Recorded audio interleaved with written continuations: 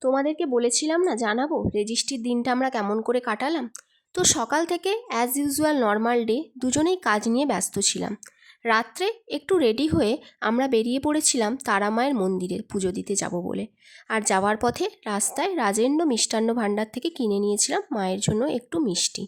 মেদিনীপুরের নজরগঞ্জে তারামায়ের বাৎসরিক উৎসব ও মহামেলা বসে। আমরা প্রত্যেক বছরই গিয়ে থাকি, তবে এবছর ঠিক করেই রেখেছিলাম যে এই রেজিস্ট্রি ম্যারেজ অ্যানিভার্সারির দিনই যাব মায়ের কাছে আশীর্বাদ নিতে।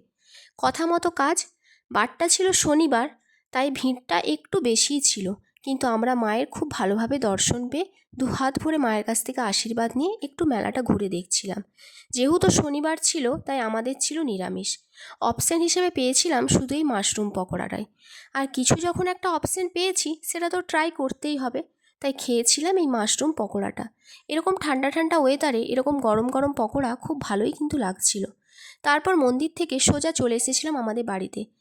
আর বাড়িতে এসে দেখি বোন আমাদের জন্য এরকম একটা সারপ্রাইজ প্ল্যান করে রেখেছে। আনএক্সপেক্টেডলি কোনো কিছু পেলে যতটা খুশি হই, আমিও ঠিক ততটাই হয়েছিলাম। আর তারপর আরও বড় সারপ্রাইজ, দেখি মা আমাদের জন্য ডিনারে বানিয়েছে গরম গরম ফুলকো ফুলকো লুচি আর চানা পনিরের তরকারি। সব কিছু মিলিয়ে দিনটা আমাদের জন্য ছিল খুব বেশি স্পেশাল ও মেমোরেবল।